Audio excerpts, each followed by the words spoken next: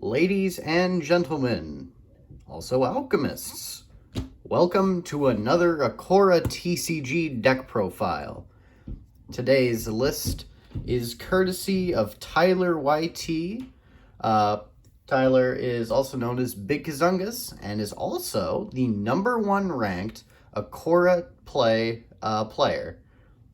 This list is for the Ice attribute, and yeah, it's basically the creation of one of the best players to ever touch the game. So I'm pretty confident in it. I have used it against Discord user the Hazel Mazaz and have had some success with the list. So let's get right into it. I'm very excited to show this off to you guys. So this list, let me first clarify a few things about the Ice attribute.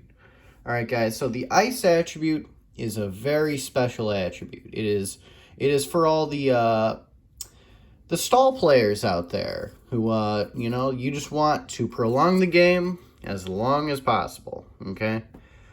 This whole deck's game plan, it does 4 things. It wants soul points. It wants Ice Relic Shards as little as possible. And it wants Ice Relic Shards in the Dark Zone. On top of that, you're just trying to chip away at the opponent. That is what you're trying to do. This particular list uses Garasu-Yogosu as your Akora. It has the Ice Demon synergy that was fairly prevalent in Aphelium Uprising. Aphelium Unleashed. There we go. Nordhelm's coming up, so we might get some more ice support there. But anywho, that's let me show off our Akora here. So we got 3 Garasu. Our stage 2 is Garasu Ketsuki, and our final form is Garasu-Yogosu, and very solid. Got fairly 2200 for its relic attack, which is fairly solid. At 500 soul points. You're going to be getting a lot more soul points with this list as well. So let's get straight into it. First off, with the Relic Shards, we're playing 9 Ice Relic Shards. Now, the Relic Shards, you're not necessarily going to be relicking up. These are kind of fuel to disrupt the opponent as much as possible. A lot of your effects are going to either have to do with any Relic Shards you have in the Dark Zone. They're going to be freezing Relic Shards, or they're going to be dealing with destroying Relic Shards to have a pretty good destruction effect. Then here's one of our battle zones. Getting into the one-ofs, we have Glacier Mountain. Glacier Mountain's very, very important card. It's your typical Spellbound Wings battle zone where you're gaining attack power based on your Relic Shards. And then it also has the ability that when your opponent activates a battle zone effect of their own, you can destroy 2 of your Ice Relic Shards and negate the effect for the duration of the turn. So really good, say, I know for sure your Grave Cove, disrupting that against Dark.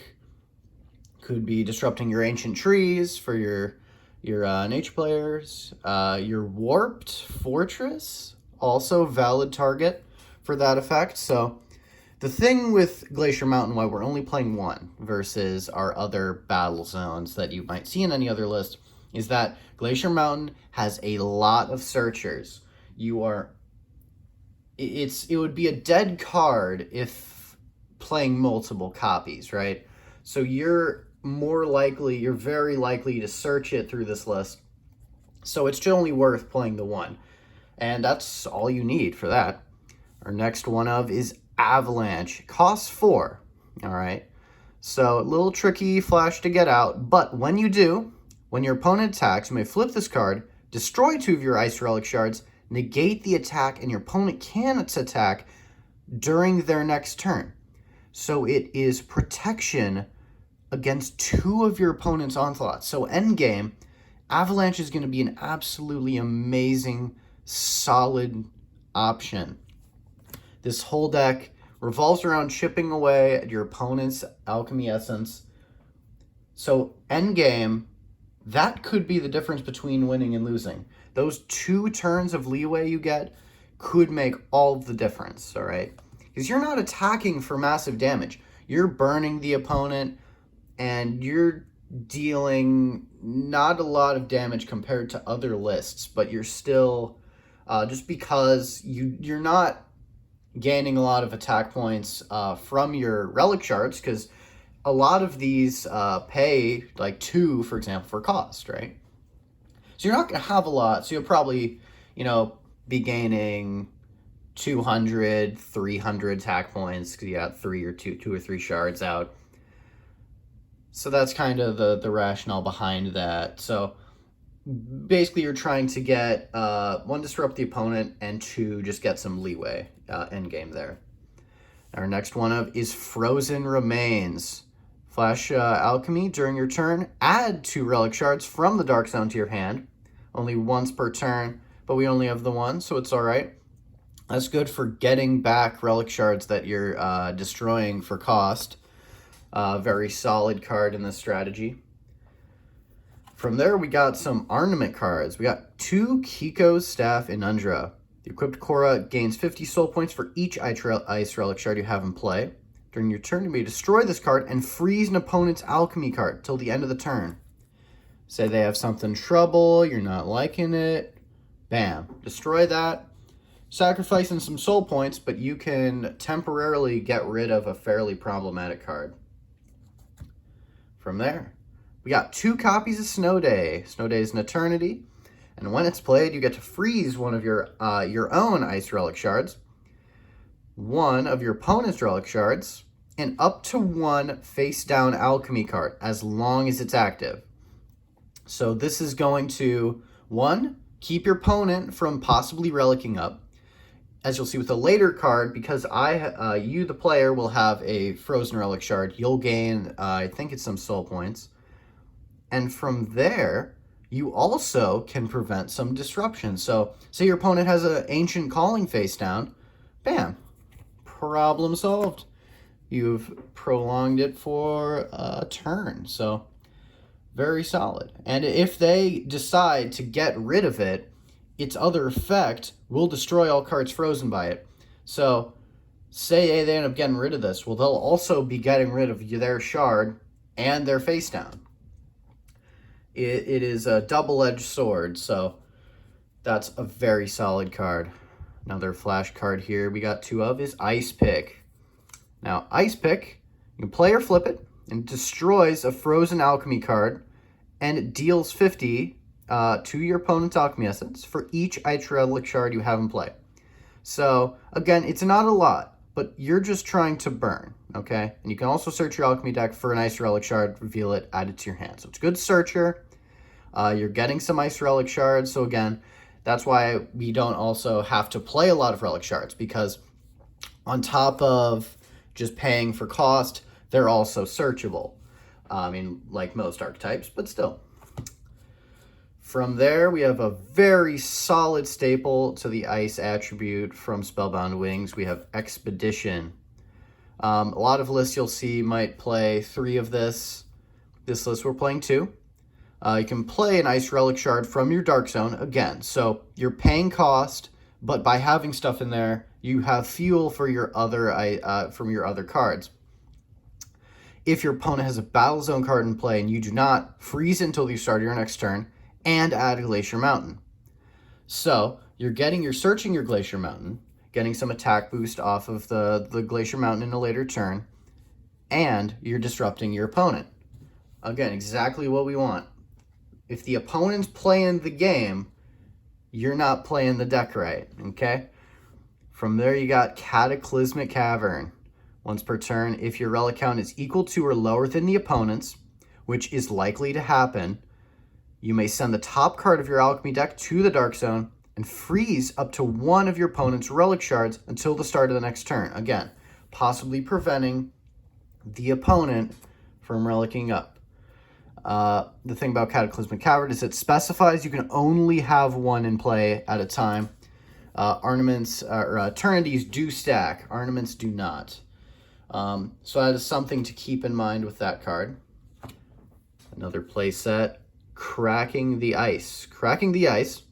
This is an important flash card because you get to draw 2 cards, but you're sacrificing your next draw phase. So you're getting that card a turn early, okay? And the thing about this is a good card for late game because that card could be the difference between winning and losing. And at the same time, if you're going to win because of that card, you won't need that extra draw phase anyways. So that's why Cracking the Ice is a solid card. And it's again, I think, especially with a deck like this, right? Consider the following. Your Akora in lower stages has less soul points, all right? We're gaining soul points left and right, so we don't really care. But for a lot of the opponent's decks, they're focused more on attack power. And they're trying to get maybe their final stage, especially if it's an attack-oriented deck. They're trying to get attacks out, and they're trying to dish out, get you low early in the game. Because while you have less soul points in early stages, you're going to take more damage. So if you can get more powerful attacks out early game, you're going to be dealing more damage. So when the opponent has more soul points with their level 3 Akora late game, and they're ultimately taking a little less damage, you got to be able to capitalize on that time frame. So while this is not an attack-oriented build, you still win by attacking. So I mean, this kind of a double-edged sword there, but you get the idea. From there, Broken Ice, another solid ice staple from Spellbound Wings. When an opponent's core attacks, you get to flip this card, negate the attack. So you're getting the negation, and then you deal, again, more burn damage based on your Relic Shards. And you're not having a lot, but it's negation and burn, which is exactly the game plan we're going for here. From there, we got one of my favorite cards here, Toketsu Freeze. Now, when activated, Toketsu Freeze allows you to choose up to 2 of your opponent's Relic Shards, freeze them, okay? So they can't use them to Relic up. They are towards their Relic count, but they will not be able to utilize them. They're essentially locked out of those shards. And if they get rid of this card, you get a Glacier Mountain. Their shards will be freed, but again, you still get that Glacier Mountain. So you're getting something out of it, even if they decide to do something about it. And not too many decks have removal. I know Divine, all they have to do is get rid of some Divine counters, and they can wipe your board if they so choose. But you're still getting something out of it. From there, we got the demon support I was talking about, specifically the Ice Demon synergy there. So this is an ornament that can only be equipped to a demon type Akora. It allows your Akora to gain 100 attack power and 50 soul points for each frozen relic shard in play. So both yours and the opponent's. So any combinations of Toketsu Freezes and what was another card? Say Cracking the Ice, but yeah, Cataclysmic Cavern, that's going to be another card you'd use in tandem with that. The more frozen relic shards, the more power you're going to get, and the more defense. And during your turn, you may destroy this card and add an ice attribute only alchemy card from your dark zone to your hand. So you'd be able to get back cards and recycle, which is a really powerful thing in a deck like this. Being able to use cards even when they're otherwise you wouldn't have a way to recover them, which is very solid. Darkness Within is our next playset. Almost done with the list here. Darkness Within is solely demon type support, and it's given us soul points for our relic shards.